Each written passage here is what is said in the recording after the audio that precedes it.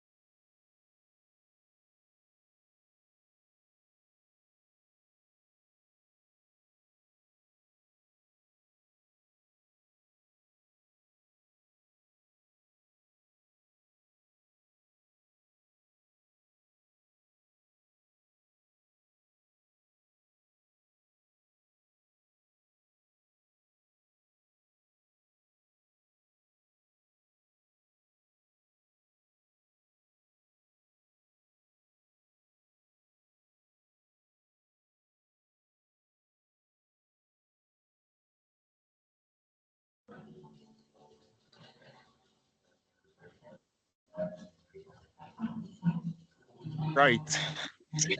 Greetings to everyone once again. It's additional 3 minutes to the after the commencement of after the stipulated time for this session. I want to welcome each and every one of you to this leadership series, the third of its kind in this 2024 leadership year, led by our YP lead, Flora Anusiobi. Earlier this year, we had the first series, which was facilitated by Dr. Charles Otogile, a senior accounts manager from SLB. And in that session, he spoke on effective leadership strategy for young professionals in oil and gas industry. The second of this leadership series was led by our own president-elect, Mr. John Bosco Uche Nape, who spoke on leadership growth in a changing world. And today, we would have our very own Mrs. Eudora Ochayaudu, a business opportunity manager and planning lead, exploration, Shell Nigeria. I want to ask that you all sit back, relax, and try to get your writing materials because I want to assure you that today's series, which will be on leadership insights for the young professionals in the emerging energy ecosystem. Several subtopics will be discussed today. And the only way we can get to know about what will be discussed will be if we sit back and then wait till the end of today's session. Before I move on, I just want to confirm, Siloko, I know you're on the call. Can you confirm that you can hear me? And I want to believe that will be same for every other person on the call. Yes, Mr. Sheon, good evening. I can hear you very well. All right. Thank you very much. So without wasting much of our time, today's session will be led, again, like I initially just said, by Mrs. Eudora Ochayaudu, who is a business opportunity manager and a planning lead exploration, Shell Nigeria. She's been very, very supportive of the Nape YP leadership. And one of the additional things I can tell you about her is some of the skills in public speaking. I got part of it from her. Today's session, we intend for it not to be too long. On the average, maybe an hour, 25 minutes, where we would have the opening remarks, like I'm just giving, and then straight on we'll call our facilitator who would give us a presentation that should last on the average of about 40, 15 minutes. Thereafter, we'll take questions and answers, and then we'll get some announcements and closing remark. And on this note, allow me to read out the profile of our speaker for today. Eudora is a thought leader in the energy ecosystem with over 16 years experience in the upstream sector. She is currently the business opportunity manager leading the onshore exploration strategy to grow feed gas for Shell Nigeria in the mid to long term. In this role, Eudora leads the early integration of the end-to-end value delivery of prospective resources and the effective management of portfolio risks with consistent stakeholder engagements. She leverages on the experience she has garnered from field development planning, reserves estimation, and the drilling of over 25 onshore and shallow water wells in Nigeria and the Middle East to deliver on the remit of her current role. Eudora holds a master's degree in petroleum geosciences from the University of London, where she bagged the Best Project Award in the 2020-2021 academic year, and a bachelor's degree in geology from the University of Port Harcourt. She's a certified member of the Council of Nigerian Mining Engineers and Geoscientists, HOMEG. Eudora's passion is talent development with strong interest in career coaching and mentoring for young professionals and students. This passion made her start the Energy Young Professionals Mentoring Circle, Energy YPMC, a 3-month young professional mentoring initiative with highly skilled professionals and leaders in the energy and technology industries. Eudora is a strong advocate for continuous improvement, knowledge sharing, and work simplification using technology. She volunteers on various platforms, including recommending the latest technological advancements in seismic for the Journal of Petroleum Technology, JPT. Eudora loves traveling with family, networking, and strategic planning. Ladies and gentlemen, without wasting much of our time, allow me to welcome our speaker for today, Mrs. Eudora Ochai Aldo, a business opportunity manager and planning lead exploration, Shell Nigeria. Thank you Yeah, the very floor is yours. much. Over to you, ma. Thank you, Cheryl. I mean, when you were talking, I was wondering, okay, was that's me? And Cheryl, thanks for your kind words, and also reading the profile. I think there's still much more that has been expunged from it, but all the same, thank you very much. So I want to first of all use this opportunity to thank Nape leadership led by the president, Mr. Abiodun Ogujobi. I want to say thank you very much, sir, for how you have been leading Nape within this year. I think it's been very progressive, if you ask me. And also to our very dear own Nape YP lead, Miss Flora.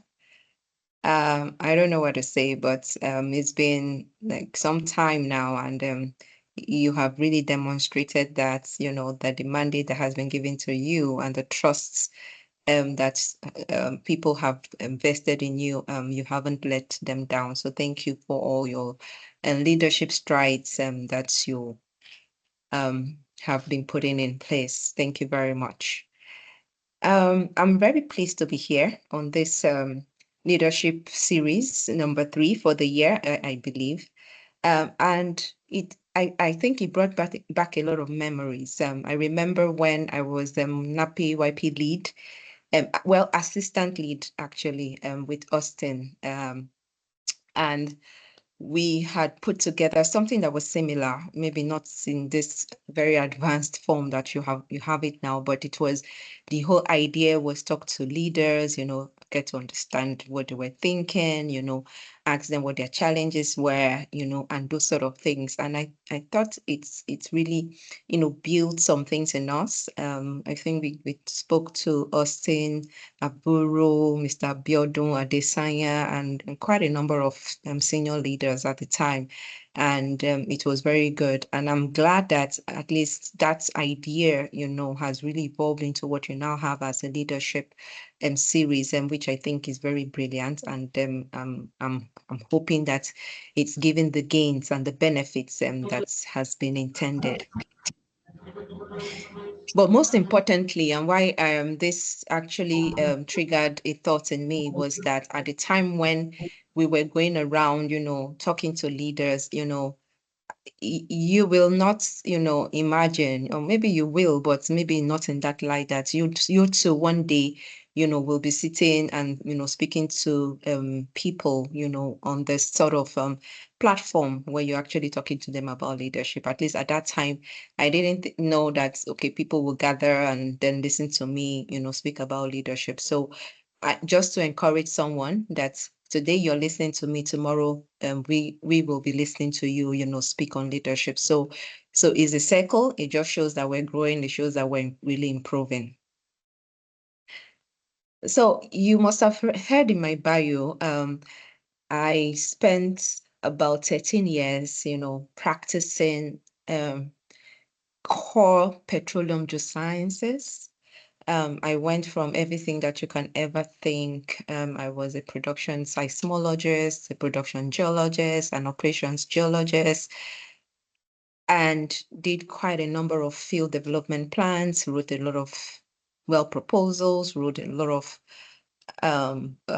end of well reports and those sort of things, drilled wells. I drilled over 25 wells, honestly. And I did that sort of, technical role, called technical role, until I transitioned into leadership position. Now, when I got into leadership, a lot of things changed. The things that I was very used to and very familiar with, those things change. Now, apart from the fact that I began to experience new behaviors from people around me, who were, somewhat okay with me, now they started behaving in manners that made me a bit uncomfortable, if you would say. But there were quite a lot of things that I realized that I had not particularly known. Now, majorly because I was now coming into a part of the business that I wasn't in very close relationship with, in the time when I was actually into very active uh, uh, when I was practicing as a geologist. I am and doing all that I was doing. So exploration was what I worked with explorationists, but not in the manner, in close proximity as I do now, right? So there were quite a lot of things for me to learn.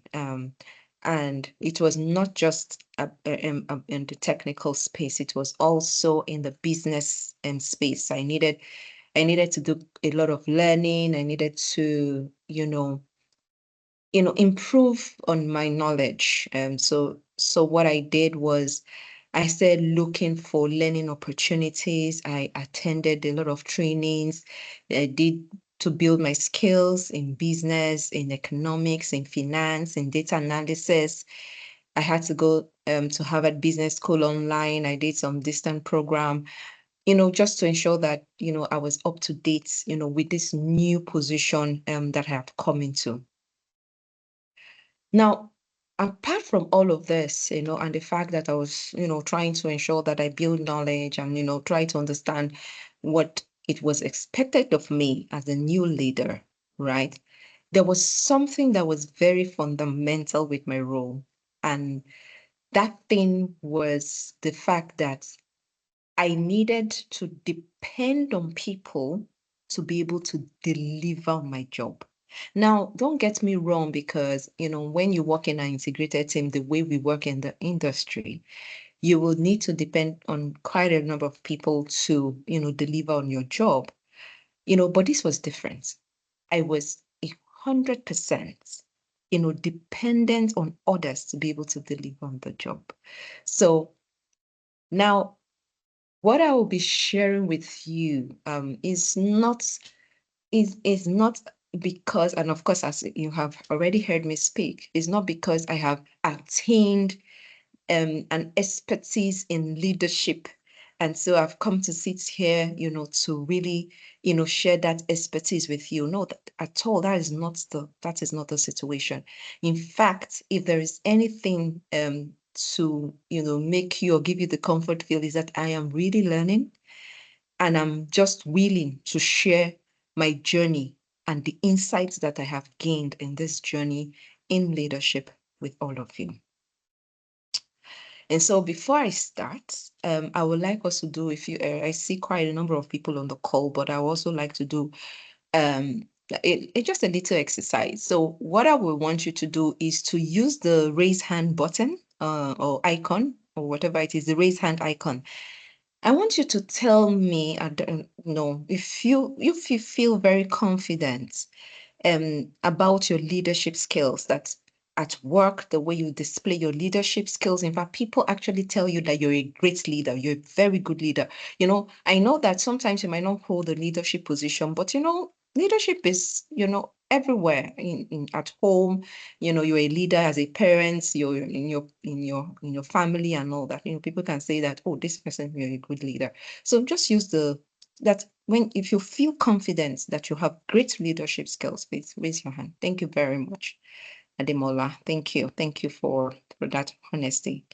Thank you. Thank you, Chidara. All right. I think there's one more or 5 more people. Okay, excellent. All right, you can put down your hands. I want to ask another question. Now I want you to raise your hand. You can put down your hands or lower your hands. So how does it say lower your hands? Yeah.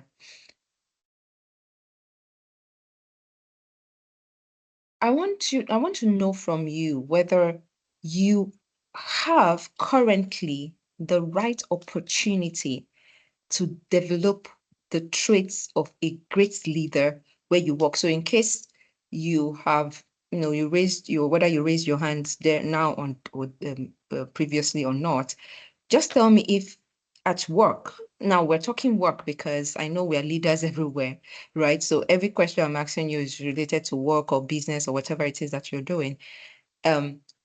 If you have the right opportunities to develop the traits of a good leader. So put up your hand if you know very well in your heart that you have the right opportunities to develop the traits of a great leader or a good leader at work.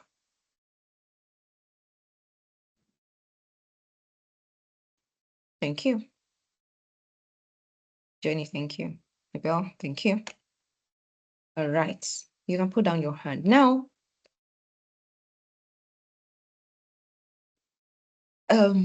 we are about maybe 28 people now on the call. And I don't see everybody's hand go up. And that really tells me that there is something, right? There is something. And we are in good company. I mean, you're the right audience for me to speak to, because then it means that the thoughts and the things I have been thinking about leadership, is aligned with what it is that I see, even from the little exercise that we have just done this few moments ago. Now, a recent McKinsey article on leadership clearly describes something. Just to check, Sharon, can I share? Yes, please. You can. Okay, let me see if I can share. I just have a few slides. I think it would be good to share. Okay, yeah. I think, let me see, what can I do? Just a moment, please, so I can set that up. And then what I want to share. Share.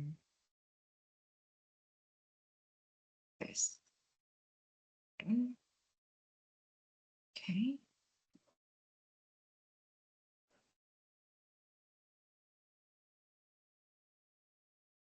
Right. Thank you. Okay. So I will move the slides. You can see my screen, I guess. Yes, I can. Okay, excellent. All right. I was saying that a recent McKinsey article on leadership, clearly described the realities that we are facing in our current world, right? We're seeing and beginning to experience shifts, not just in the way we are living, but also in leadership. And now those shifts are to enable leaders thrive, in this sort of, turbulence that we're facing. And it's not a secret that, living through this era of unprecedented challenges and also opportunities. So it's not just about the challenges, there are also opportunities. Now, we have the climate change, we have the global health challenges, COVID-19, we have seen it, and every other thing else, mpox and all that is happening. We see changes in social values. Changes in social values. I think it was my husband who mentioned to me, was it yesterday when we were having a conversation, that somewhere in Scotland that people are now identifying as animals, right? So we are beginning to see, changes in social values and a lot of individual priorities that we are experiencing. There is the globalization, there's the geopolitics, the world's boundaries as we know it, they are changing. There are wars here and there. We already know what's happening in Gaza, in Beirut, in Russia, Ukraine, and everywhere else. We are living and working, and we're constantly being reinvented, particularly by the advances of technology. So remember that we're having serious shifts and improvements, and rapid ones at that, in technology. And most importantly, and I find this very interesting, we're now having an emergence of a generation who are born digital. So I tell you what, I was in church last weekend, and I got to sit beside a lady who has this not up to 5 months old baby. And I decided to carry the baby, try to, play with the baby. And next thing, this baby sighted my phone, and you needed to see everything about that baby changed. That baby just wanted to go straight up for my phone. And then I turned to the mother and I said, this baby already knows what a phone is. And she says, yes. And I said, wow. What that tells me is that most of you on this call will be leading a generation of people who are almost 100% digital born, meaning that they were born with phone in their hands or devices in their hands already, right? Which was not so in the past. So a lot of things are changing. Now, if we go into our industry, which is now the energy industry. So remember that we could have been, in some years past, we could have said the oil and gas industry. Now we can't even afford to say that. Now we say we call ourselves the energy industry. That's to tell you that there's a revolution that is already happening in the industry. And there are lots of uncertainties. In fact, some people have asked, is this the end of fossil fuel? Are we no longer going to have oil and gas? And there is the debate. In fact, some say, okay, maybe this is the end. There will no more disruptions because the projections are going over 2050s and all that. No one is sure. No one is sure what is going to happen, right? But one thing that we know and what we have seen in the last decade is that there has been an increase in and a strong push to reduce carbon emissions, which is something that, we have all experienced. We have seen companies go to say, oh, we are net zero, and all sort of things. Governments, even our dear country, we're changing to CNG and those sort of things. So a lot is happening.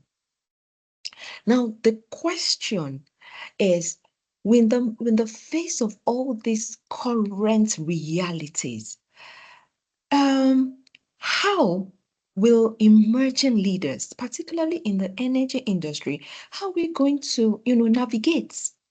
Because leading when everything is rosy is a different thing, and when leading when there is disruption is another thing, a different kettle of fish, if you ask me. And in the future, with all the things I've explained to you, what will leadership look like? And is a food for thought for all of us, to really ponder and and think about it. And this is why, if we look at the trends now, if we take only the investments in clean energy, for instance, which has gone up by about 40% since 2020, according to the World Energy Organization report of 2023. There is this new energy investments, because there is a lot of new blue energy, blue hydrogen. There is solar system. There is wind. There is CCSU. There is all manner of things that are going on, right? All these investments and all these improvements that we see are opening up new career paths, are opening up more job opportunities in the energy industry, right? There is the electric vehicle. There are so many things. There are solar powered, almost everything. Solar panel powered ACs, refrigerators, and everything. So many things are already happening. Now, what we see is that young professionals are beginning to upskill, they're beginning to reskill, and they're going to begin to get into new areas. And what will happen sooner than later is that these new professionals, as they come into leadership positions, they will begin to lead in those areas, because now they are building skills, because those skills were not in existence. They will be the front runners, they will be the trailblazers in those areas. So they will be the ones in leadership if an organization decides to go into that, right? And before you know what is happening, that young professional who has reskilled or upskilled into that new area will be at the top, will be in leadership. So we're beginning to see, and even though they're not working in organizations, a lot more are already owning their own business. So that is already leadership in itself. Now, with these new trends, it means that young people are coming into leadership positions earlier than we used to have it, maybe a decade ago. Before, you would need to have worked almost 30 years of your life before you attain a senior management position. You would have had gray hair showing all over your body before it is time to, to give you a senior leadership position in the industry. But with all of this happening, young people will begin to come into leadership positions earlier than we have seen it before now. Now, the question is, are young people, are we ready for these opportunities? Are we ready for these roles? Or will these roles be outsourced to management disciplines, meaning that we could call someone who has a BSc in management, or maybe in economics, or maybe in finance, or whatever, to lead the companies? Is that what is going to happen? Or we who are in the industry, who are the experts, who are the technical professionals, are going to really brace up and take up these leadership roles? And the reason why that is so is because it's the way we've been trained. It's the way we've been trained in STEM.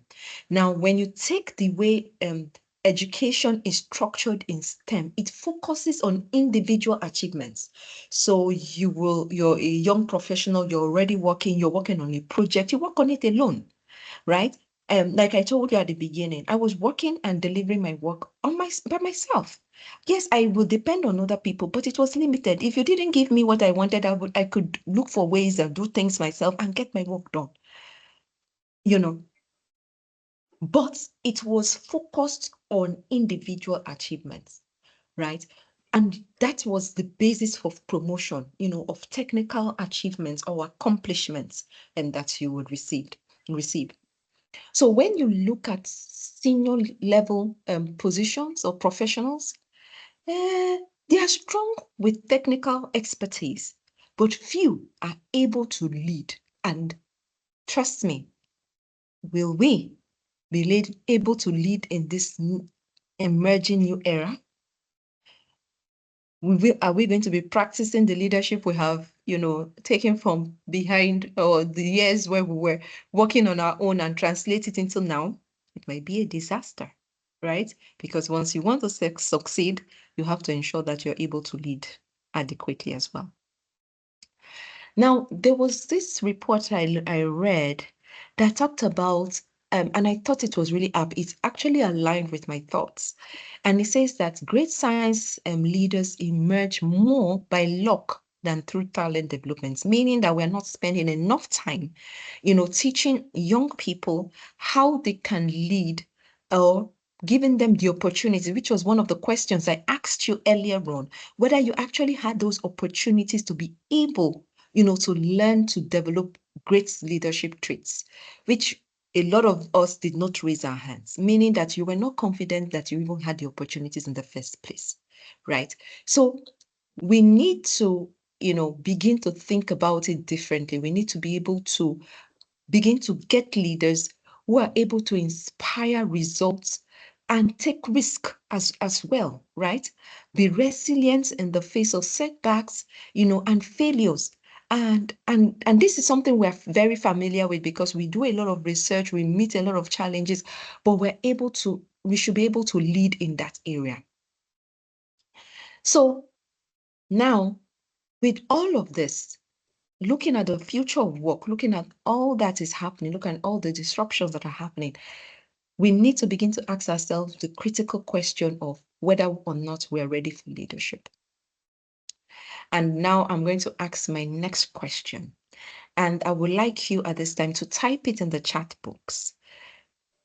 I want you to answer the question. I want you to type in the chat box your understanding of what leadership is. So if you can, please just type quickly. I'm going to give you like a few minutes to type in the chat box what your understanding of leadership is, please. I'm sharing my screen, so I really can't see what people are typing. I will really need help to be able to read out all the things that people are typing, please, if you don't mind. No, I think I shouldn't go there. I should wait till I see all the things you're ready to say, and then I'm going to share my own thoughts on leadership. All right. Sean, please, can you help me coordinate?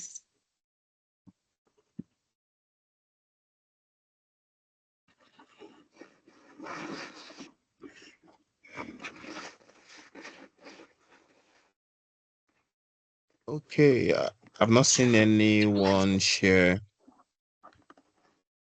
anything Okay, yet. maybe I'm they're guessing still everyone is typing. trying to is still. Oh yes.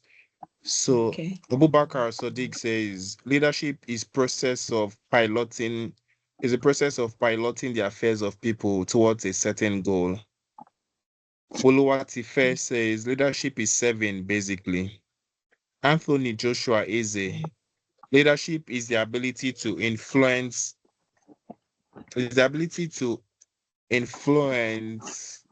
people towards achieving a specific goal. Bamidele says leadership is about making things easy for people. Patricia, ability to help people achieve their collective or individual goals. Ademola, leadership is the act of making differences. Raymond says leadership is the ability to aid a team to reach their potential and goal. Yeah. So I'm guessing that's the last one I can see from here. Yeah. Okay. Thank you so much. And if we continue, you'll see that there will be different definitions about leadership. So thank you so much. I heard piloting, I heard service, I heard inspiring, towards goal lead. Oh, it's a lot, and I really appreciate that because people lead from different areas. Now, I'm going to tell you what my favorite part of leadership or understanding of leadership is. And is the fact that leadership is something you do and is not something you are. Meaning that leadership is someone's actions rather than just their words or their job title, meaning that there must be some action that follows, that you're acting out that shows that you're a leader. So the fact that you own a big title doesn't mean that you're a leader, right? Well, in the case of positional leadership, yes, you're a leader, but in terms of in piloting, inspiring, service and all that, you might not be, right? So for me, that is the most important, definition. The one that resonates with me is that something that you do and not something that you are. Now, we see that, um, Shamu, some people are sending me messages on LinkedIn and saying that the link is not opening and those sort of things. I don't know what it is. And then I see some people waiting in the lobby as well. So maybe you can admit. Um, Siloko, are you on this call? okay. All right. Thank you. Thank you very much. Thank you very much. All right. I've read a couple of John Maxwell's books on leadership, and I totally just think that John Maxwell is a great leader. And I enjoy reading his books. I enjoy his perspective on leadership. And he would always, talk about positional leadership when he talks about the 5 levels of leadership. And positional leadership is actually just the very base and fundamental. In fact, positional leadership is that as a child, that's a position. So you're a leader. If you're a mom, you're a leader. If you're a dad, you're a leader. Your brother is a position, right? So positional leadership is the lowest level of leadership, but he actually made that distinction and clearly. Now, there was an article I read from McKinsey's report, in one of the reports or one of the articles that he had on leadership, and I thought it was really profound. And why I thought it was profound was because it stated the things that really, resonated with me, particularly as I began to think about leadership. And it says that leadership is a set of mindsets and behaviors, is a set of mindsets and behaviors. And I really want you to take note of it.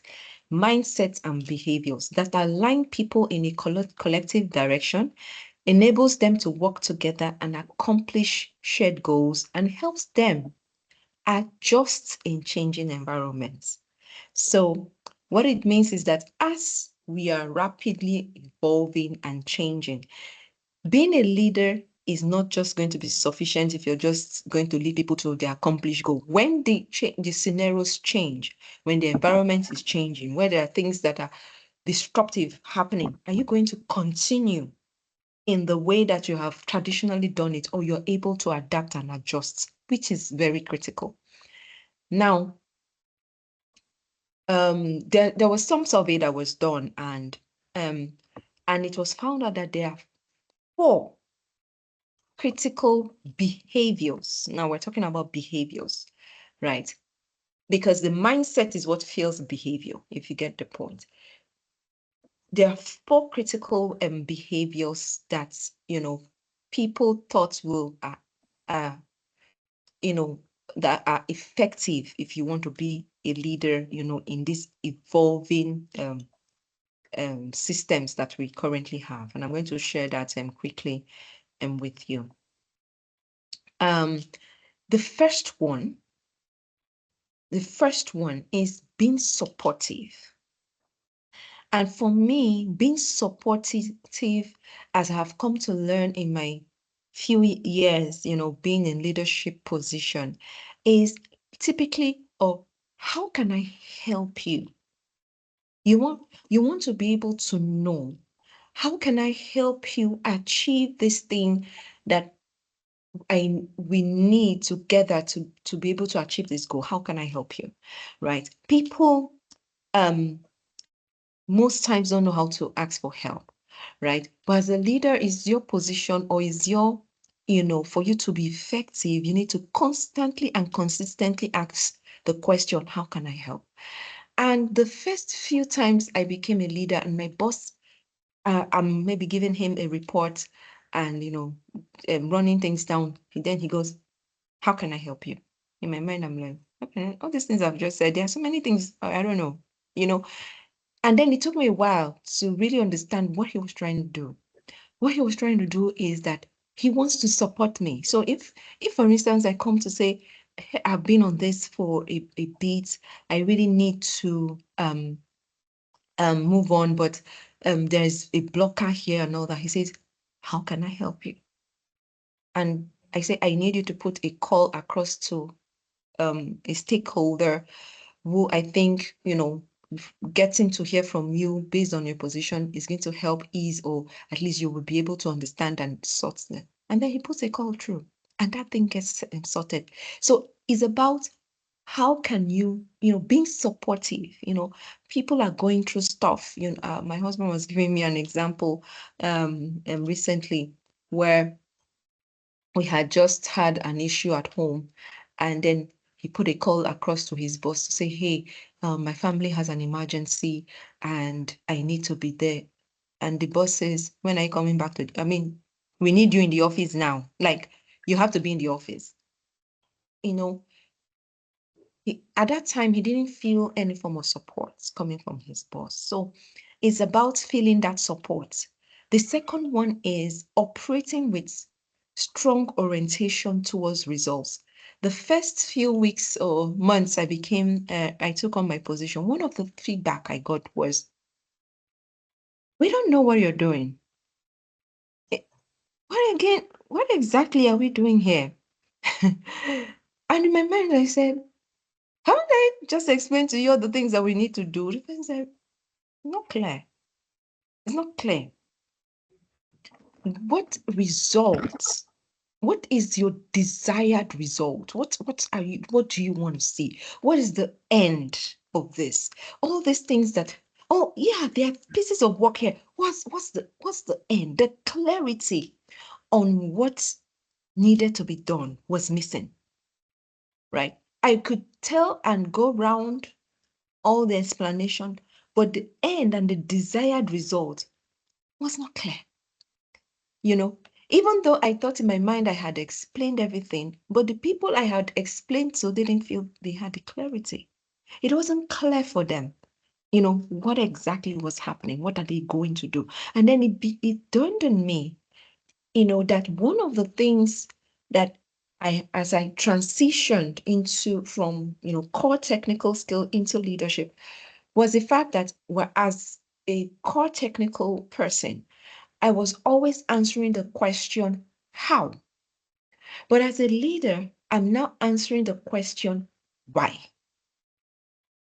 Why? It is always important to know why. And once you're able to answer why, and you're able to paint a clear picture, then people are able, to relate, and they think you will be, you will receive the desired results that you actually seek.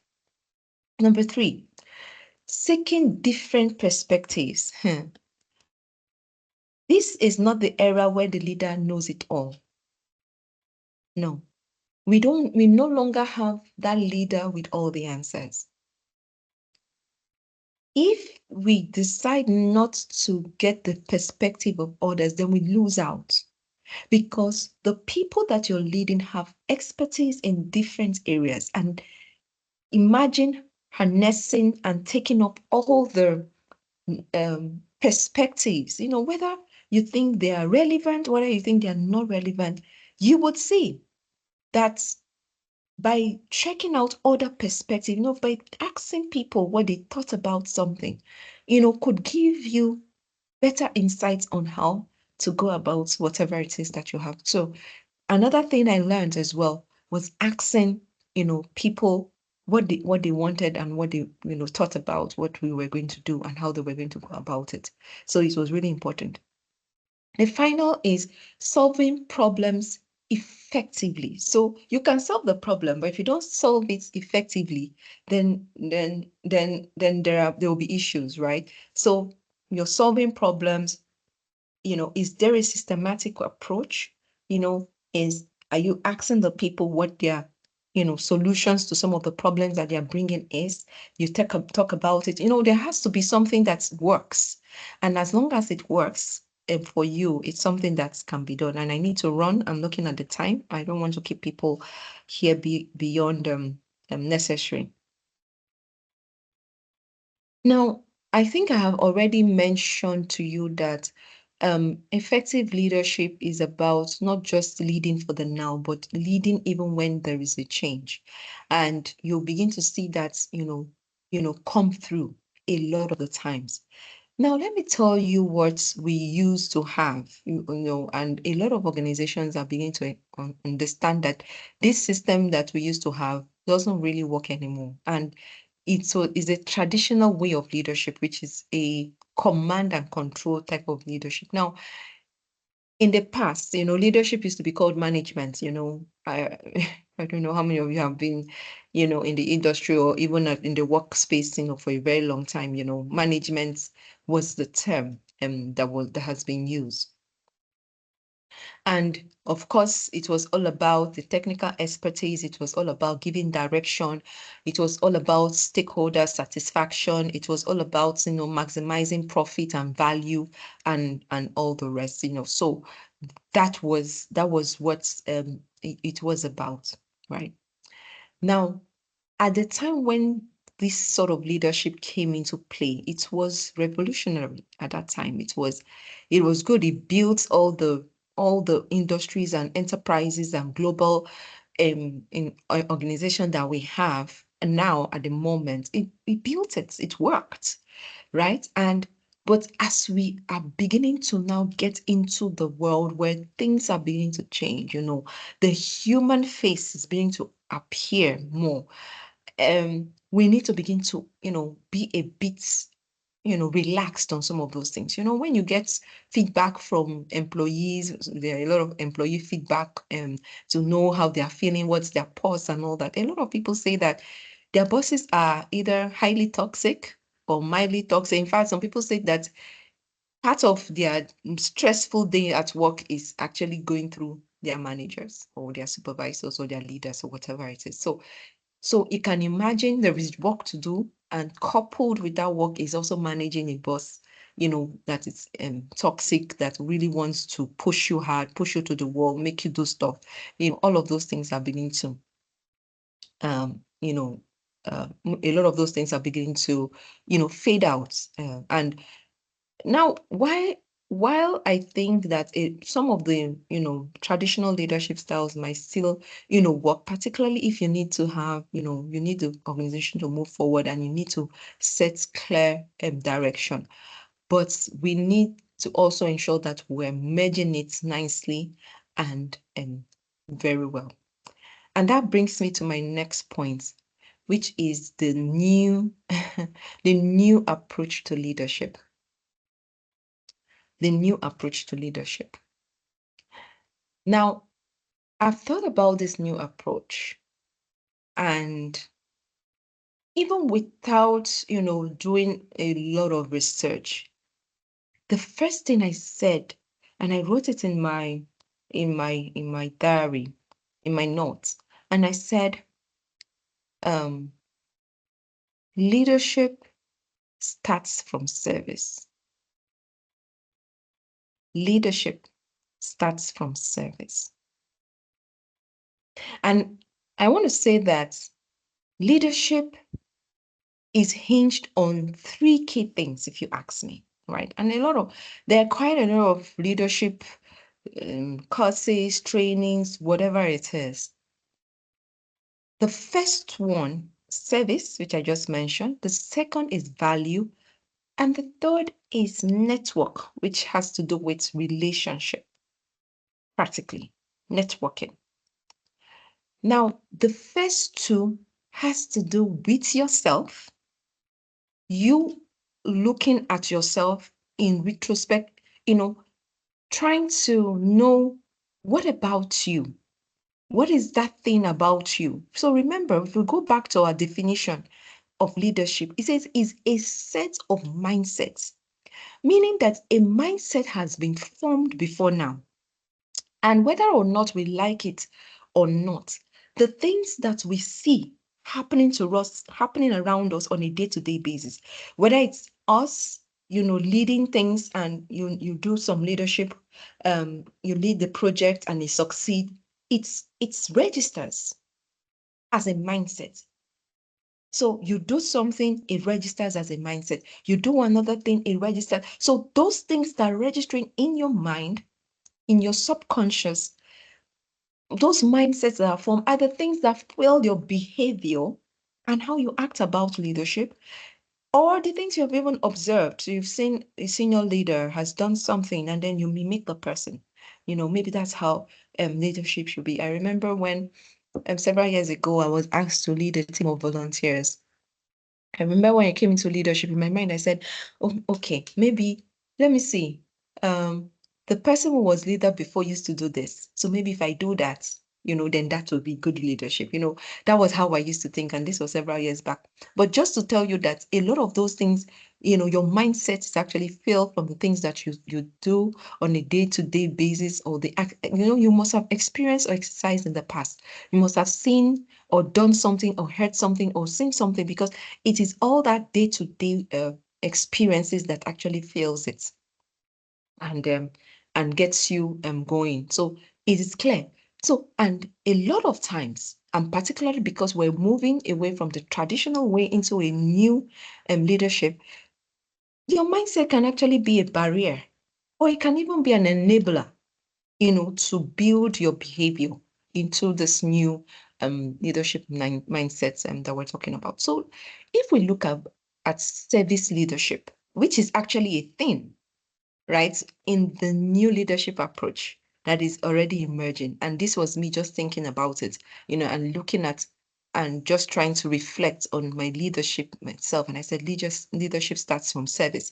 And I looked it up and I saw that, service leadership was actually a thing, that is emerging. And it's all about on the basic principle that rather than directing people, that you will rather be more effective if you were serving or in service to the people that you were leading. That's the idea. And when I think about it, I think about it more, with David, King David in the Bible. When I think about leadership, it's that kind of leadership that really comes to mind. How someone who was, anointed to be king, continued to be of service to people and didn't really go contesting for the throne, or, but people gathered to him. Why? Because he was in service. That was it. He was in service. He had the empathy, the compassion, he showed gratitude, he was self-aware, he was vulnerable. There were things that happened to him even before he became and eventually became king, which was several years down the line. But he had all those things together, but it was in the service. In fact, people, recommended him based on their experience with him. Now, there was not so much record on some of the personal things that he must have done, but people really enjoyed his service. Is around people feeling comfortable around you, trying to, know that people feel comfortable working with you. I think that's the best way to put it. And I'm going to just share a quote by Caroline Goma, that I really thought was really insightful. And it says, conduct yourself so that the people around you will want you to succeed. And she is a professor at the a professor of business. She does quite a number of practical paradigm shifts and trainings and all that. And She said this quote was given to her by her boss in the early 1980s, and it is one of her most favorites. And she found it useful even up to today. Now, there are so many things that you can do, to, demonstrate servant leadership.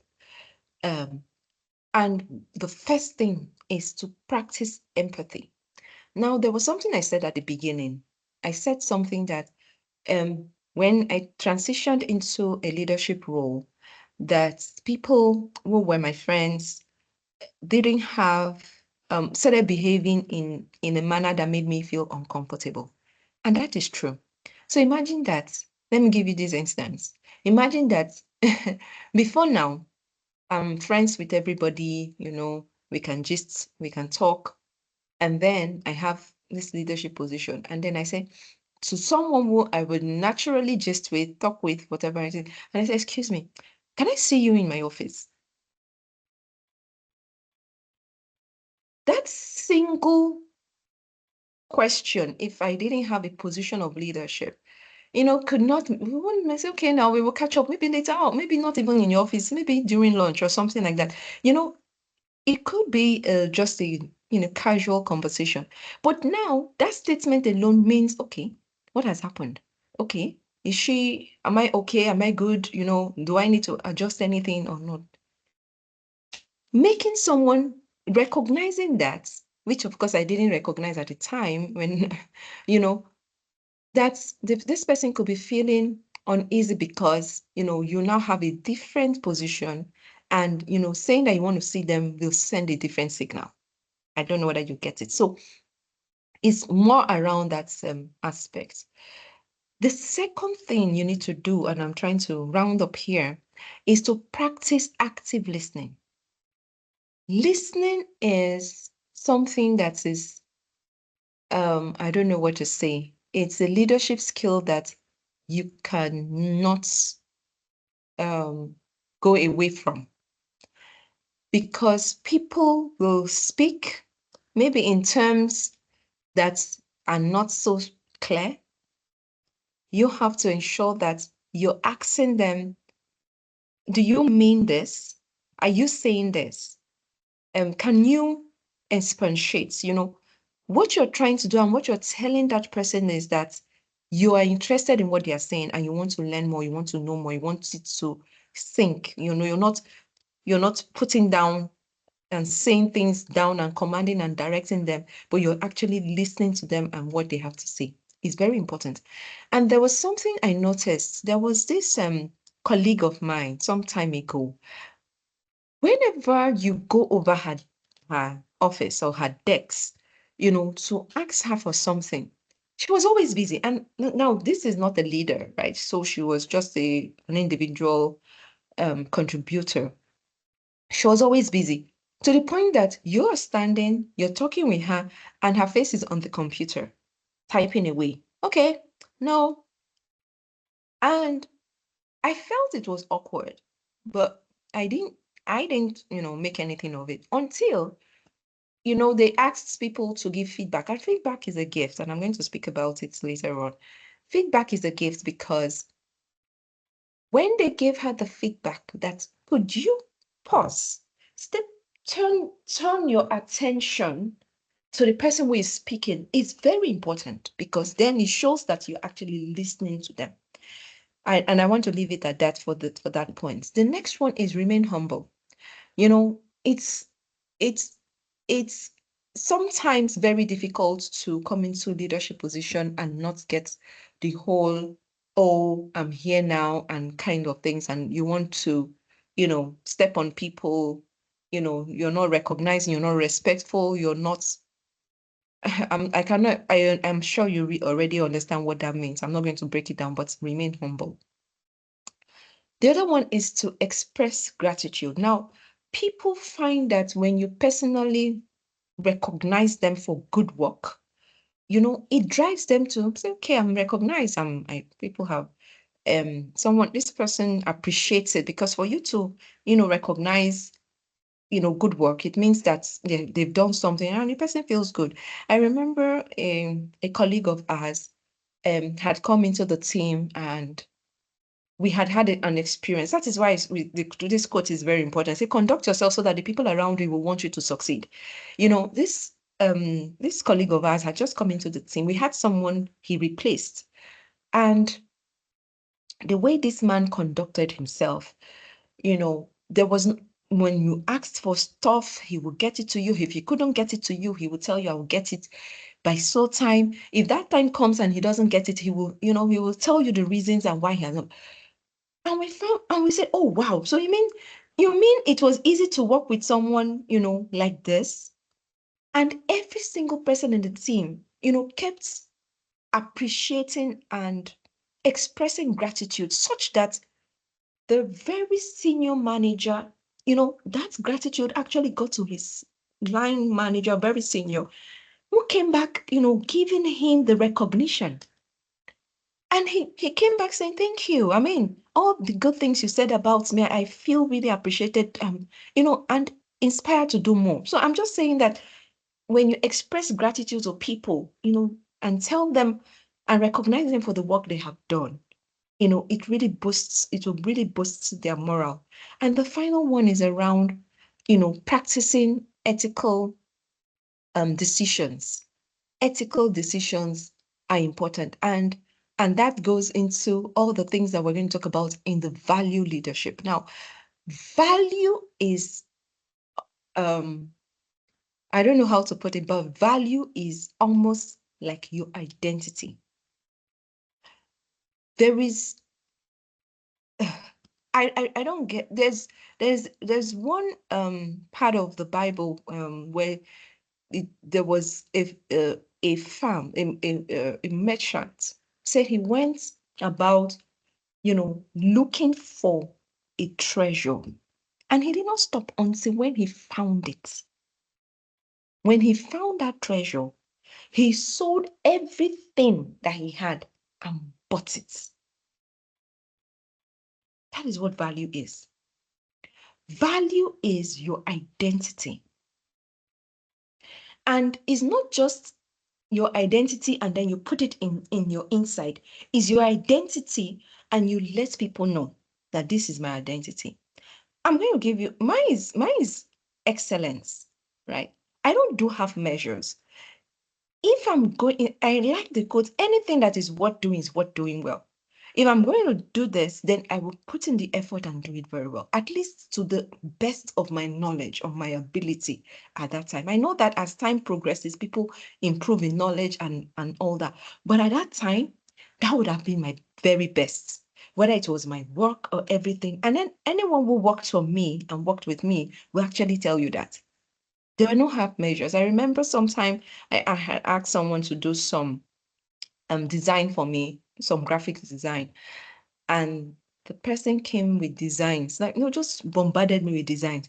I looked through all the designs, said, you know what, this does not get it. It's like you don't get the picture I'm painting. So we went over it and went over it and went over it. The person came with designs. I said, no, it doesn't get it. You don't get it. We changed the designer. We got another designer. That designer brought things. I said, nope, that is not it. That designer left. Another designer came, and that designer asked me, what exactly are you looking for? By the time I finished explaining the first few designs, I said, this is it. And one of the feedback that person who I had worked severally, changing design and designer said, I was a difficult person to work with. I don't like half measures. I like it excellent. I like it that way. And you have to know it. I mean, I'm not going to lower my standard because I feel, no, that's the standard, and for you, it can be anything. And this is just one of it. There is integrity, there's respect. There is, some people have other sort of accountability, efficiency for some. So the point I'm making, and then I think I'm just going to go to my very final point, which is networking. Now, I'm not going to really, waste your time on networking because there is hardly any leadership discussion that you have that doesn't talk about networking. It's about building your relationship, and it's about ensuring that you have relationships that will serve you. Because as you grow in leadership, the truth of the matter is that the things or the people that begin to help you out are the people and the relationship that you have built over time. You're able to call someone, something is happening, you want help, those sort of things. You need to build a relationship. And for me personally, what I've been doing in the past few times, I'm looking for mentors, I'm looking for coaches, I'm looking for people who are going to really just, help me, shorten the time that I need to spend, learning a lot about myself, learning about leadership and all that. So I've been doing all that it takes, to be able to do that. And I also encourage you to do that. So it's all about mentorship, coaching, and sponsorship. And I told you at some point in the discourse that feedback is a gift. And that is one of the things that you should value. When someone gives you a feedback, it's not the time to, argue with the person, oh no, this, no. It's a time to really reflect and say, maybe this is what I'm, exhibiting, or this is a behavior I'm exhibiting, and this person is giving it back to me. So I think I'm just going to leave it here. I've spoken like for a bit, and I want to say thank you very much for listening. I will believe that there will be a few questions that we can take, and we can be on our way out. Thank you very much. And back to All you, right, Anshim. thank you very much, Eudora, for this excellent and insightful presentation.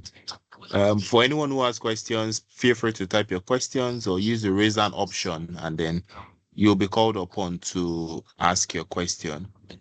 Thank you once again for this insightful session where you took us through the leadership insights for the young professionals in the emerging energy ecosystem, where first of all it was the definition of leadership, and then you spoke a lot elaborately on effective leadership, and then the four different types of behaviors according to a survey by McKinsey. One being very supportive, two being operating in a strong orientation towards results. The third one was seeking different perspective, and then the fourth one was solving problems effectively. Then you move forward to share with us how we conduct ourselves, some of which you shared about practicing listening, remaining humble, and then expressing gratitude. Thank you so much for this session. I would just want to let me check if I have questions in the chat box, or if anyone has any question, kindly use the raise hand button icon on your system, and then you'll be called upon to ask your question. But I think my first question to you, Eudora, would be, I know you gave example about how sometimes you have friends that you would easily just want to chat with, and then when you attain certain positions, you could make some requests that will be seen as too serious in that sense. So I think the question would just be, how do you differentiate in that type of environment between having personal relationships and being professional? Before I now call on Flora to ask a question. Okay, great question. So how do you differentiate between having personal relationships? So for me, I don't believe that because you're a leader, then your circle of friends should just disappear. Because truly, you're a leader today and you don't know what your circle of friends will be tomorrow, right? And discarding them totally will not be the way to go, obviously.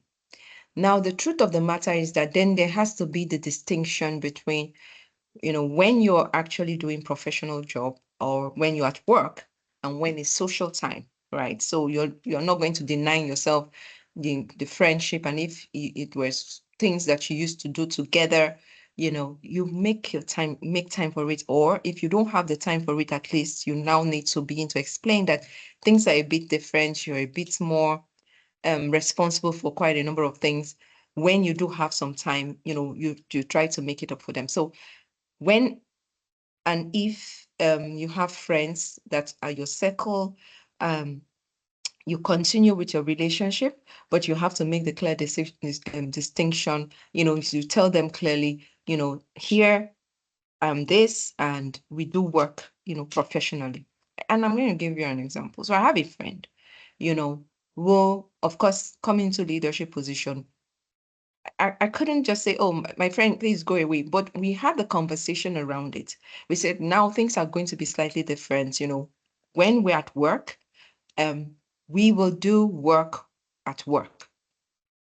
When we're outside of work, then we can actually talk about, personal things and those sort of things. So we talked about it. We talked about, areas where there could be pitfalls and areas where there could be misunderstanding, and we cleared the air, right?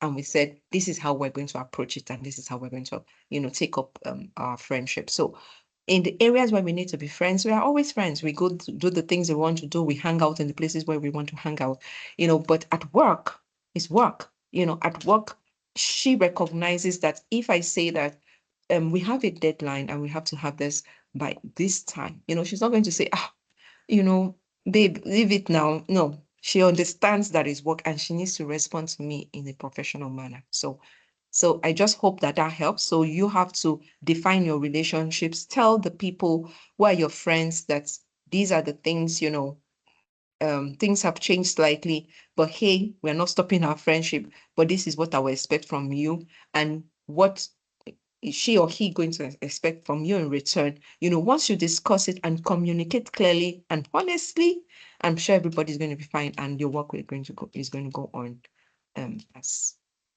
it should. Yeah. All right. Thank you so much, Eudora, for that explicit explanation.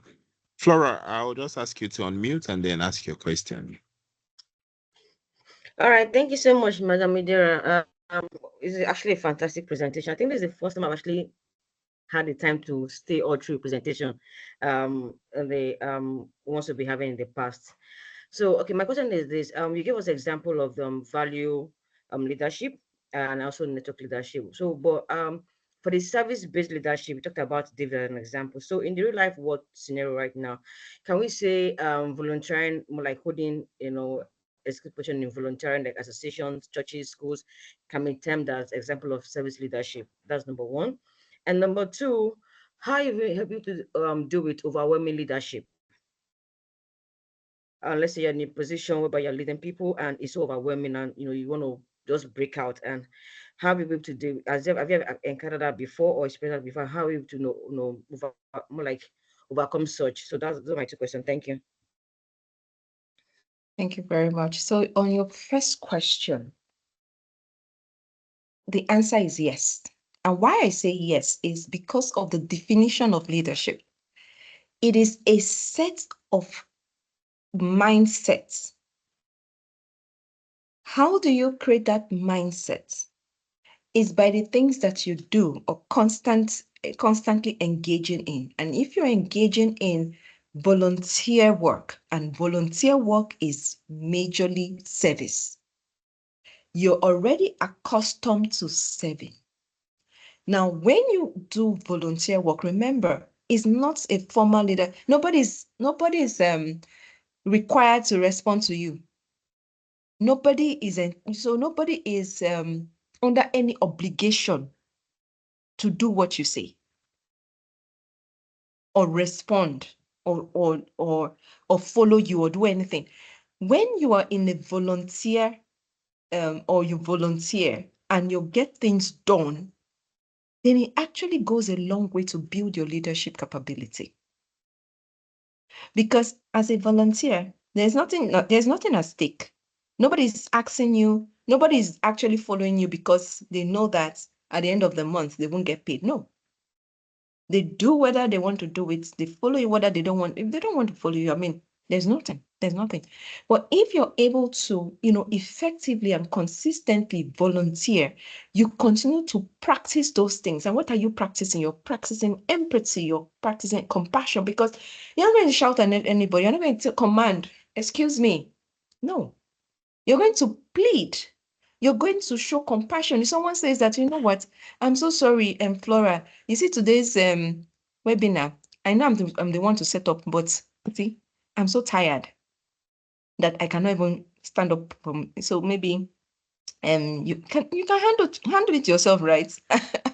And Flora is saying, my God, and this is maybe just 2 minutes to go. And the person you just called to say, hey, I'm just checking, are we good to go? Have you set up the meeting? The person say, I'm so sorry, Flora. Today, I've just decided I'm not going to stand up. I'm not going to do anything. I'm not going to touch anything. Please, can you handle it?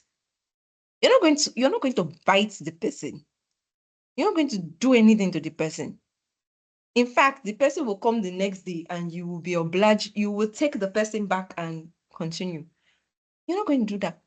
But for you to be able to, navigate it, show, okay, are you well? You're not well, no problem. It's really going to be tough. You're going to really lose it at some point. But continuous practice builds the mindset, so, okay, this is the way people can behave. This is the way people can do, and all that. Then it begins to build your mindset on what to expect in leadership, such that when you now come into a leadership position that comes with authority, then you're able to demonstrate some of this new leadership approach that we're talking about, and particularly servant leadership. Take David, for instance. David was serving his father's sheep. He was a shepherd. He was a shepherd. He was the last. They did not even know whether he existed or not. I mean, he was relegated to the back. That was the kind of person he was. He was serving. The day that he got the call from his father to say, go give your brothers food in the camp where they are fighting war. He said, but I was doing the one that you asked me to do, which is to take care of the sheep. I've not finished that one. Now you want to send me another message? No, he didn't do that. Rather, he kept the sheep with a keeper and took the food or whatever it is to his brothers, as his father had said. And was that not where he met his leadership opportunity, where he became celebrated, where people were dancing for him, where women were singing that Saul killed 1,000 and David 10,000s? What else? Service.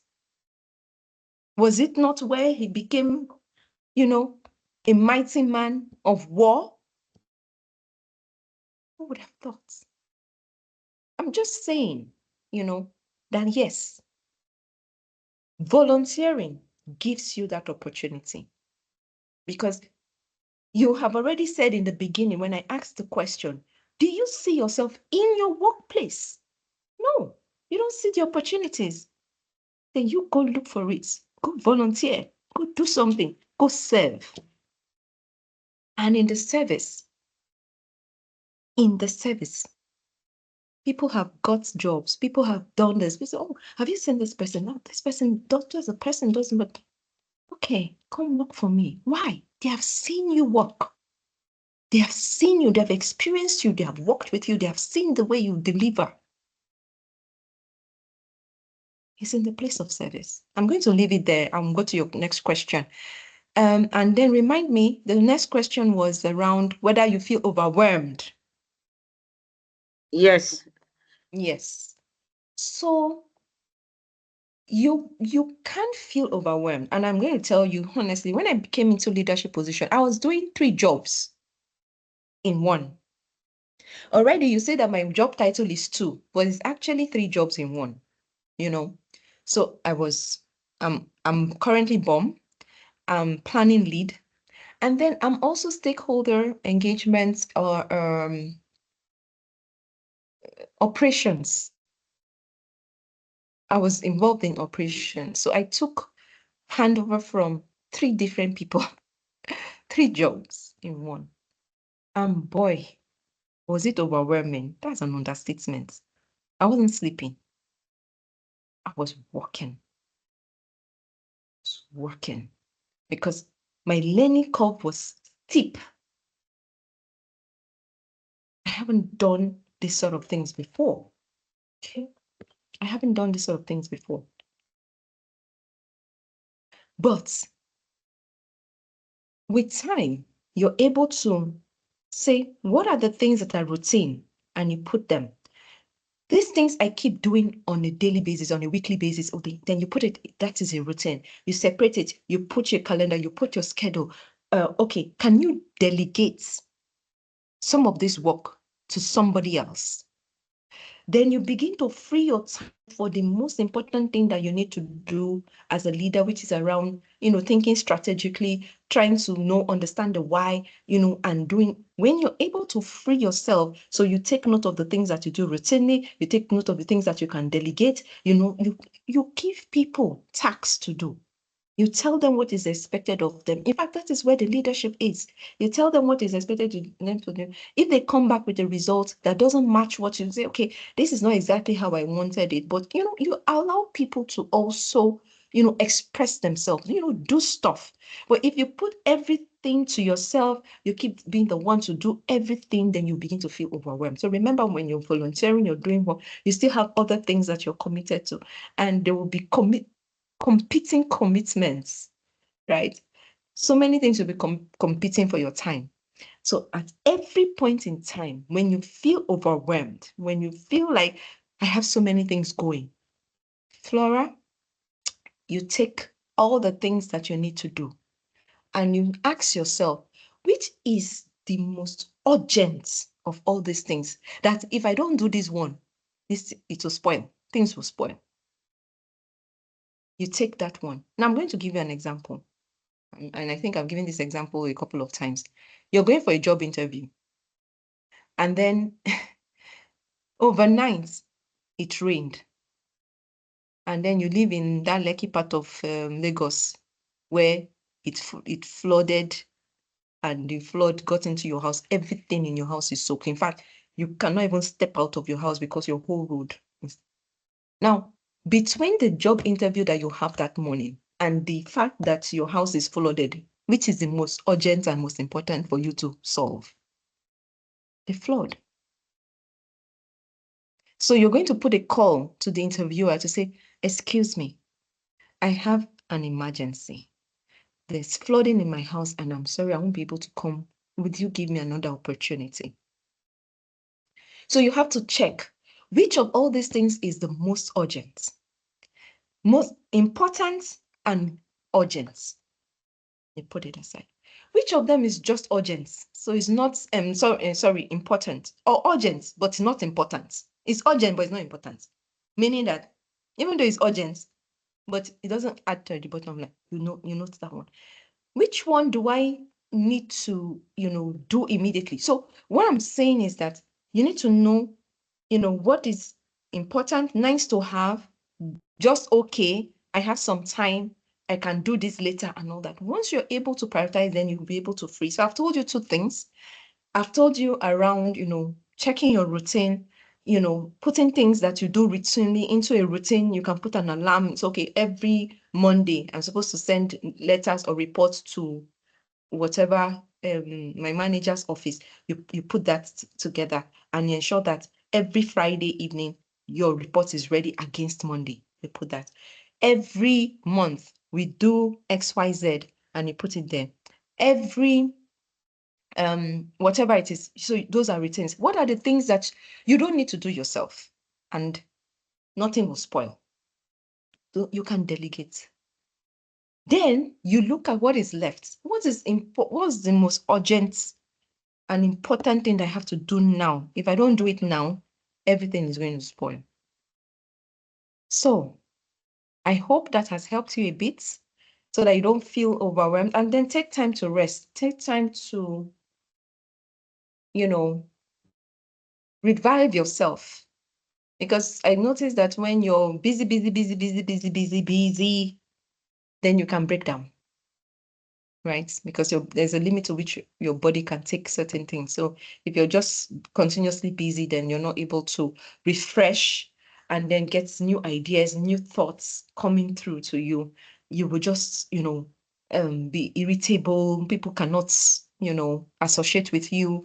The way you will be expressive in your leadership, will look like people have offended you for things that they don't even know. So take time to rest, take time. I know I've settled this. The most important thing is out. I can take this time and rest, and then you come back to work refreshed. I hope this has helped. Yeah, thank you very much. Yeah, yes, thank you. You actually answered my question. Thank you so much, there. Thank you. All right.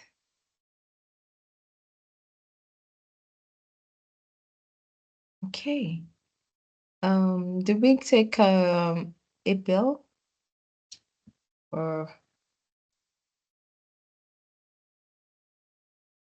Okay. Good evening, Ma. good evening?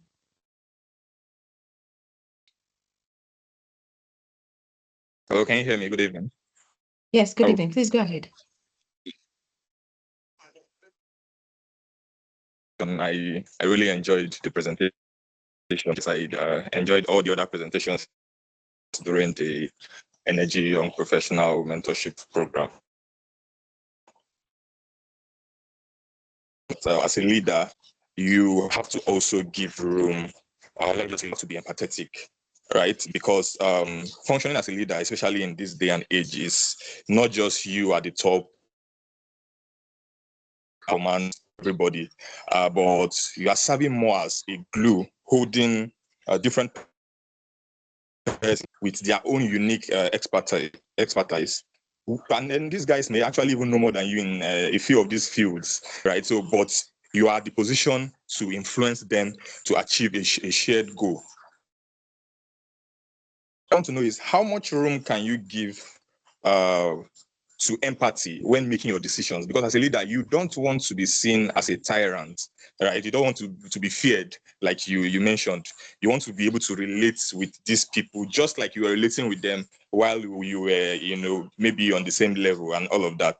So how much room can you give for empathy? Because, when you are too empathetic, it could then be perceived that maybe you are soft and then you are unable to make the necessary decisions when tough decisions needs to be made. So how much room can you actually give to empathy?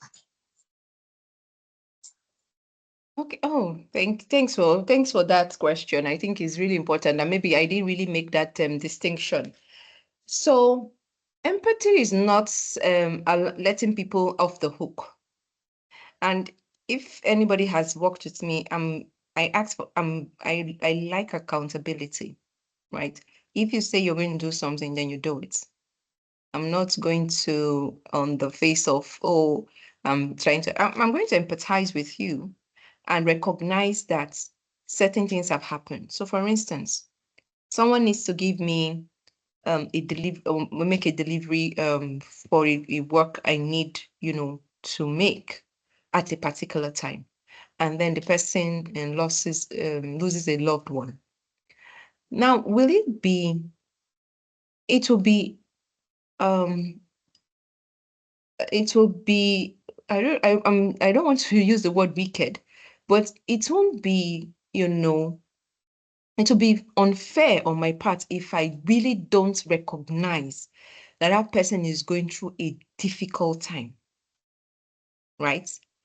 So when I call the person and the person says, "Oh, I'm so sorry, I just lost a loved one," I'm saying, please, I'm going to really show, that emotion that I'm sorry for your loss. I mean, it's not easy to lose someone. I'm not going to ask you, okay, so that job, when are you going to? No, that will not be the right time to do that. Okay. But there will be days, maybe 2 days, 3 days, 4 days that will pass. Even the person, we know that, you too, this person has tried to, to keep and not ask me about this thing. And the person will say, well, I'm handing over to this person to continue the job. But the most important thing is that you have that, you have that empathy. When that person thinks about me later, the person will not say, that one that even when I told her that I lost my father, what did she say? Where's my job? Where's my result? That's not how you want to come across.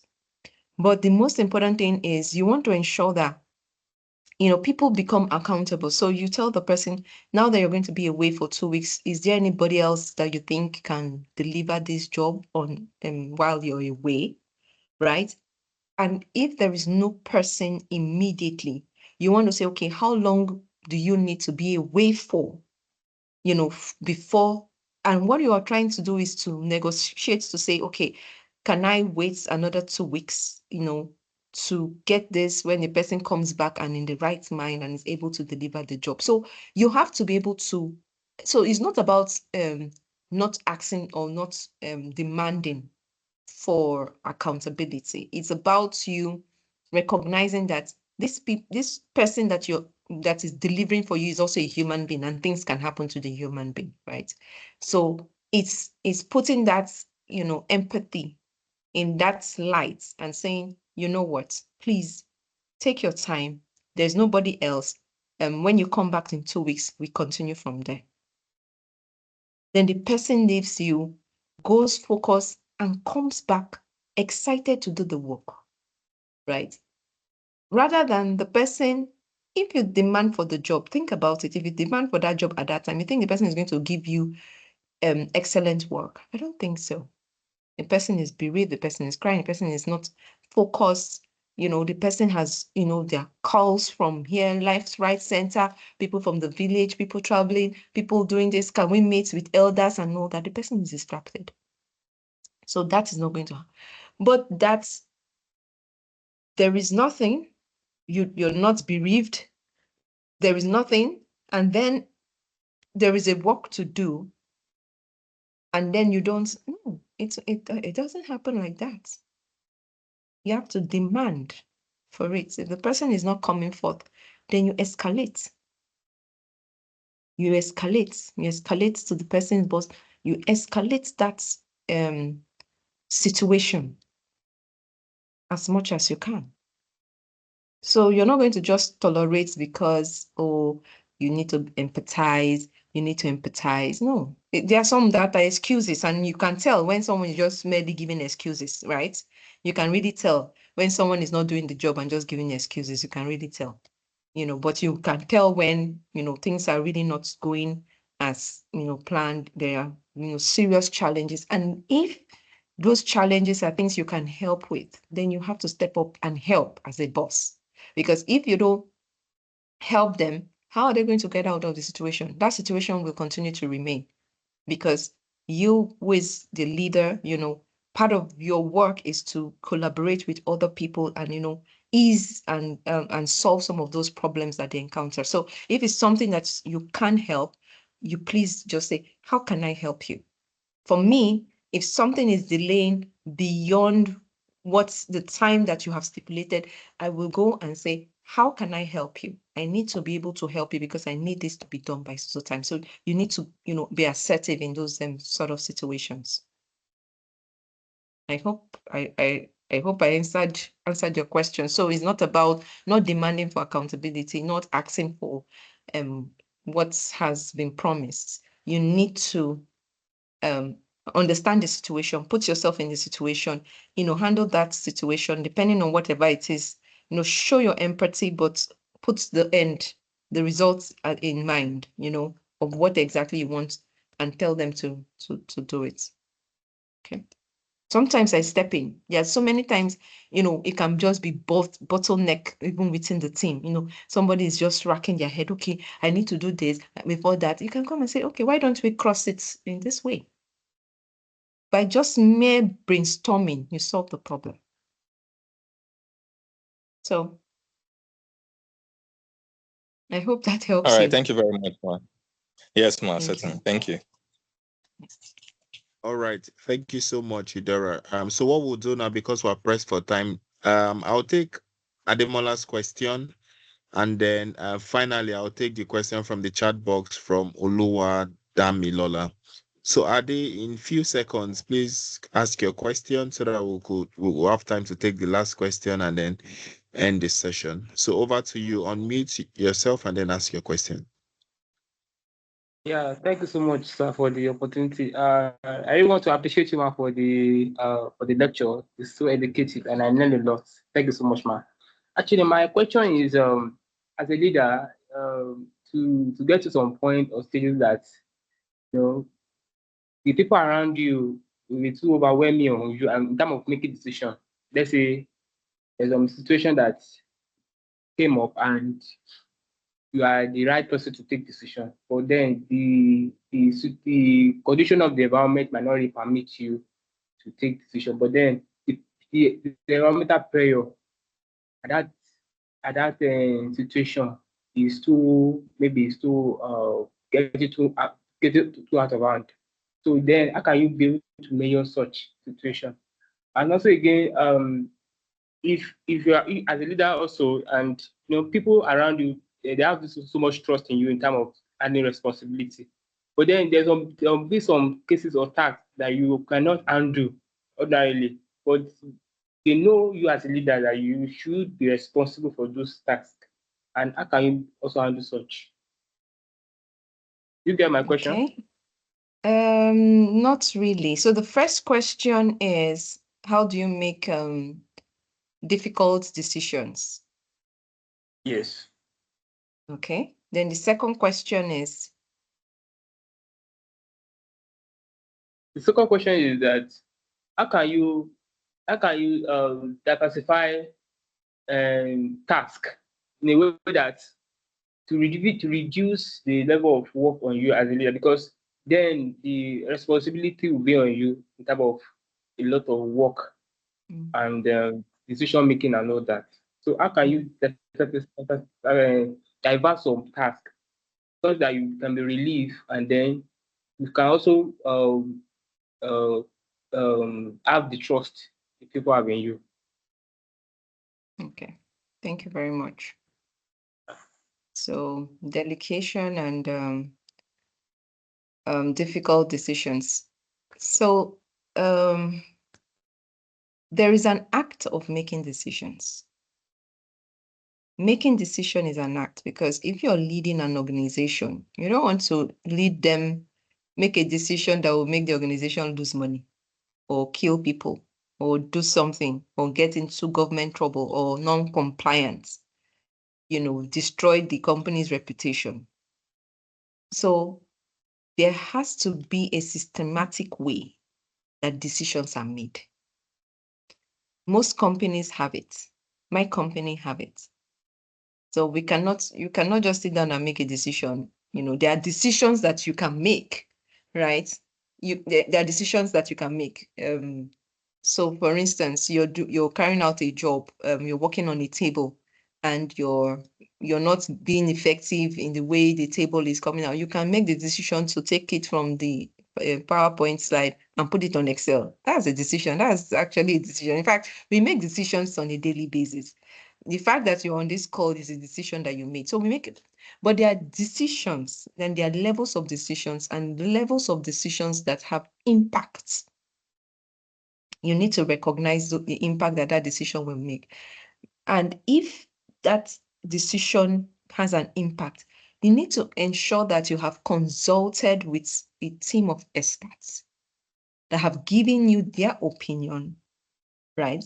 And you have, you understand the situation, you have looked at it widely, you have looked at it broadly.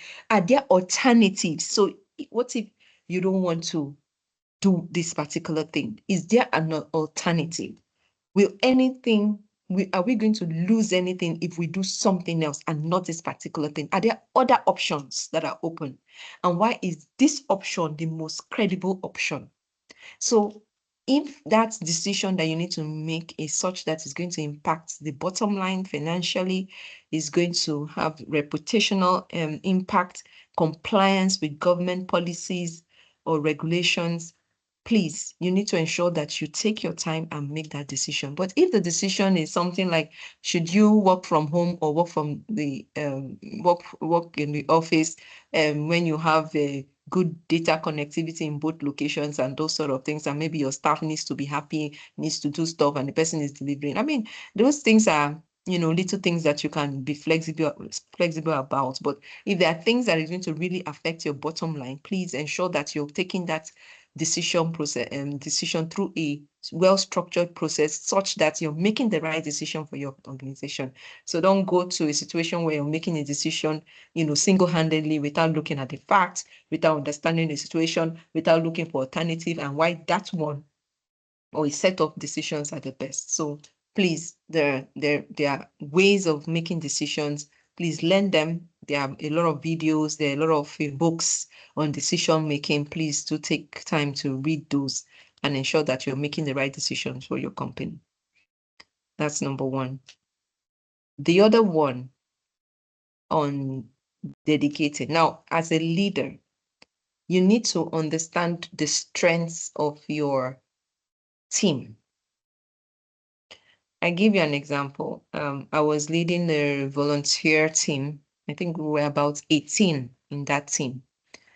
And up until when I left, I think one of the things that they really miss about me is the fact that I just knew how to give someone, what suits them.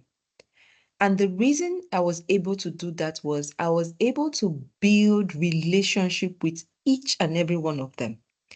Now, once you build relationship with each and every one of them, you now know what this person likes, what this person is up and about, what this person is used to, what this person can do. Now, when you know all the strengths and weaknesses of your team, then the next thing that you can do and that can help you is that when you look at the tasks to be done, you say, oh, this my team member is very analytical. So tasks that will require, some analytical skills, you pass it on to that staff. Then that staff is able to, because that is the area of strength, that staff is able to, deliver on that particular job. If you give something that is analytical to someone who doesn't like someone who is good with organizing and all that sort of thing, you're going to lose the person. The person is not going to be the best.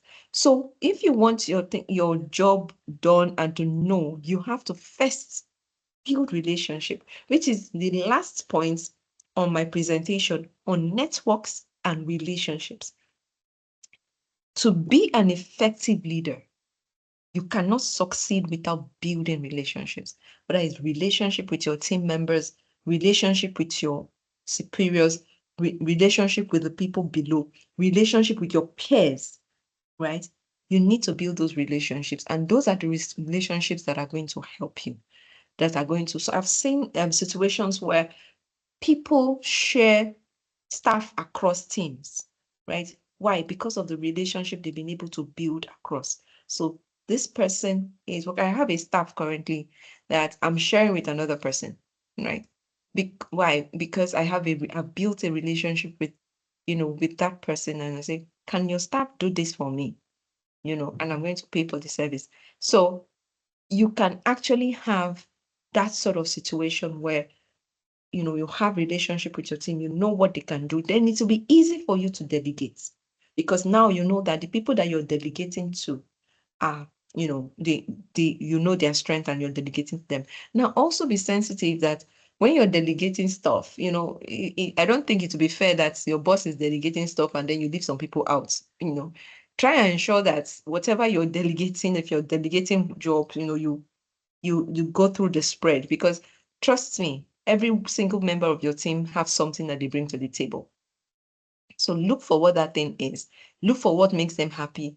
Look for the things that really inspire them, and want them to really deliver more, and go for those. I hope it helps you.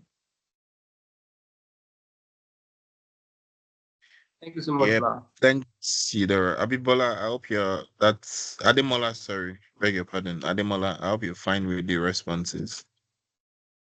Yes, thank you so much, ma. And sorry, ma, I will give you a follow-up on LinkedIn, ma. We can accept. Okay.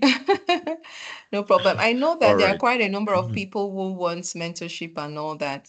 We are starting the next mentorship circle very soon, so watch out for it. If you follow me on LinkedIn, you'll be able to see it. Thanks. Okay. All right, so I'll just take one final question, because this question came in at the onset of our Q&A.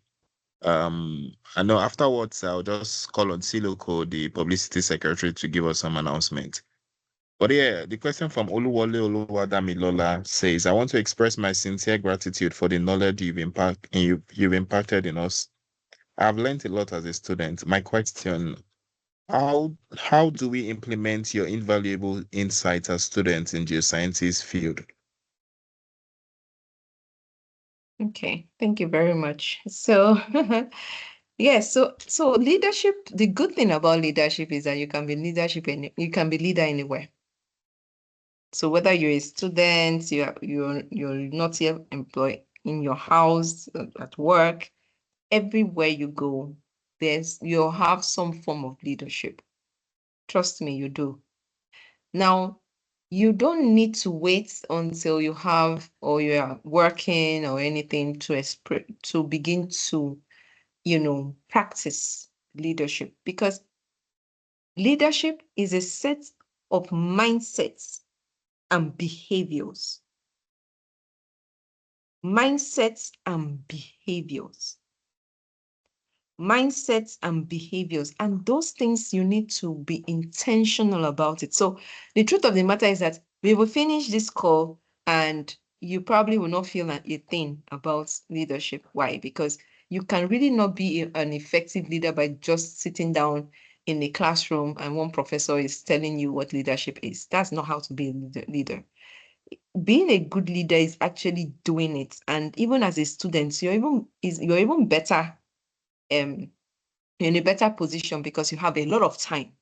Now, building leadership skills takes time and is not a set of is not like a microwave where they say they put in leaders and they bring out cooked leaders and made leaders. That's not how leadership works, right? Leadership takes time, and the more you practice how to be a leader, the better. So let's take the few things I've said. I talked about service. As a student, there are so many ways you can share or practice service.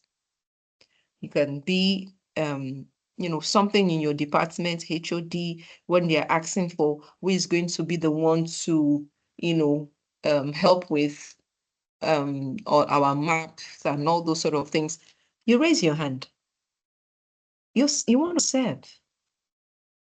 You want to do something. I'm here. I want to serve. You're learning as a student. Your lecturer is looking for, I don't even know the best one to use, but your lecturer is looking for someone that is going to help the class, collate all the project work that they have put together and all that. You raise your hand. You're serving. You're building. Your values are the things that are things you hold dearly to yourself, your identity. And you have to think about it. You have to think about your values. Do you like, effectiveness? You don't just like, some people don't like it when things are untidy and all that. That's a value you hold dearly and you show it. You hold it dearly. When they give you any task, yours is orderly, yours is done. It's something that you can do now as a student and build on it. And the final one, networking. You have a lot of opportunities. There is Nape conference coming up. I hope you have registered. You should be there. That's where you're going to meet the industry leaders. That's where you're going to meet other students from other universities. You don't know where you're going to meet all these people. These are some of the things you can do now. So yes, as a student, you can start to implement all these. And these are the skills, or these are the things that we need to become leaders in the emerging world, because the world is no longer command and control. Come here, go here. No, that's not how leadership is anymore. I hope this helps you. All right. We've been on the call for almost 2 hours.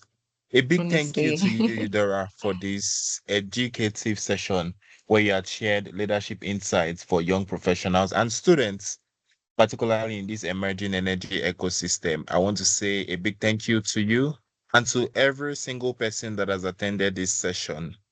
Up next, I'll just call on the YP lead to give us um vote of thanks, and then I'll call on Siloko to give us some announcement. But yeah, I mean, thank you so much, Idara. It's a pleasure to moderate this session. My name is Sheon Ogundipe. I think I'm not sure I mentioned that when I started, even if I'm speaking on the mic that reads my name. So up next, Flora, you have the floor. Let's hear your voice before I call on Siluko to share some announcements. All right. Thank you very much, Sean. So Sean is our public speaker for Nape YP. So he's one handling the technical public speaking for us as the moderator.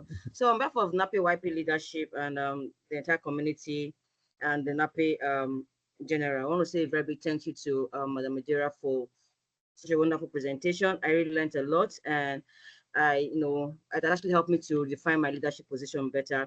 Even as I'm speaking right now, I'm in two different meetings, and, and as I asked that question, how can be very overwhelming at the same time. So I actually learned a lot. So I want to say a very big thank you for this wonderful presentation. I know for every other person on this call has learned so much, and in terms of their leadership journey, especially in this digital geoscience age that we are right now. So I want to say a very big thank you for making out the time. I know it's not been easy for you with your so much schedule and everything. I had to chase her to get her to come here today.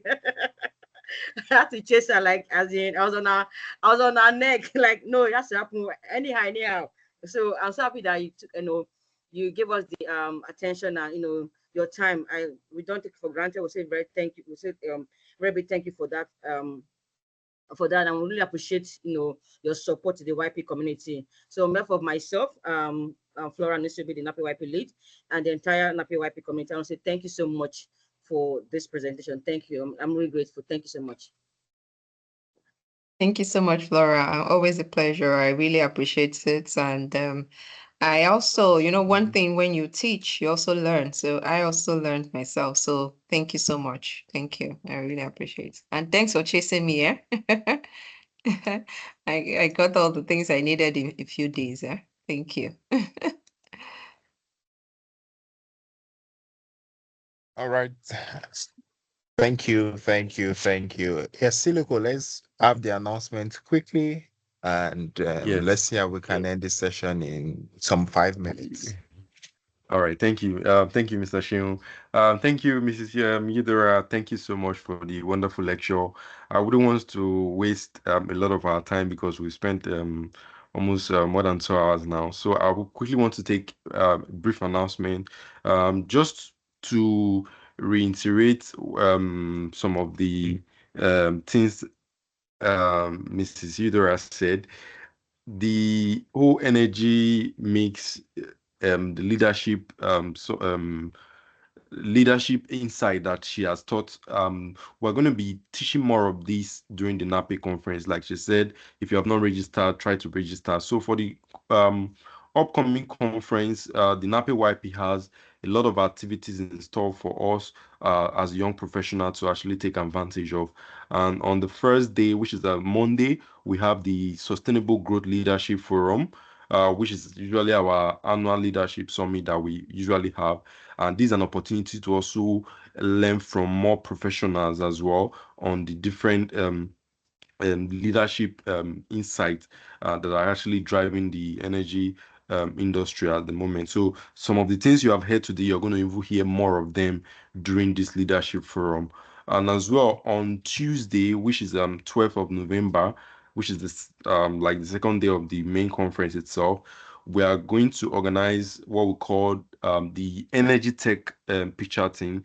This is an opportunity for those of us that are very, very innovative to come up with innovative ideas that can provide solutions to like energy security, sustainable energy in the energy industry. So if you have any ideas that you think is if you have any idea that you think is sustainable, that you think is affordable as well in terms of to provide solutions to some of the challenges we have as an industry, you can even come up with a team. You can register and come and pitch your ideas to a team of judges, and the winners at the end of the day are going to go home with very good prizes at the end of the day. So that's what we have installed for on Tuesday. Then we also have the Nape YP Geoscience Challenge Quiz Bowl competition. This is a competition that's meant for undergraduate students. So if you're here, you can encourage your you can go back and even share with your alumni or those that are still undergraduate to actually participate in this.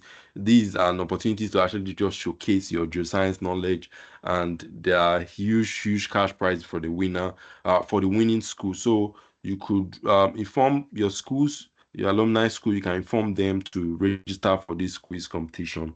That will happen on Tuesday as well, and the deadline for registration is November 1st. Then, of course, on Wednesday, we have our Nape YP meet and greet. This is an opportunity to interact and connect with young professionals and industry mentors. So it's actually advisable you take advantage of all of these opportunities and these programs that have been lined up for us. And also, just to remind us to pay our dues. For those of us that have not actually paid our dues, this is an opportunity to remind us to make our dues payment. So I thank you everyone again for staying true to the end of the meeting, and I will hand over to Sheuna to close it up. Thank you so much. All right, All right. I'm done, Jim. Yeah. Thank you so much, Siloko, for the announcement. Time is already fast spent. We started at exactly 6:33 p.m. West African time, and in another 3-4 minutes, it would be exactly 2 hours. But again, I want to join the voice of the YP lead, Siloko, and the executives and the planning committee of the leadership series. This is the third of the series that we've had this year. And to really appreciate our speaker for today, Yudera Ochayaudu. Thank you so much for all the support you've always granted to us at the YP level. We do not take them for granted, and we are indeed very grateful. And to about over 30 people that were on the call, I see some of you have stayed till the end. I want to say a big thank you to all of you, because this session would not have been a success without your presence as well. We really thank you. And we hope that you've learned a lot to be able to apply to your lives, both professionally and personally, just so that we become better leaders in our different spheres of life. And on that note, I remain Chinwo Gundipe. It's a great pleasure to be your moderator for this session, and I wish you all a restful weekend. Have a safe, a lovely night rest. Bye, everyone. Bye. Bye, Sheun. Good night. Bye. Good night, everyone. Yeah.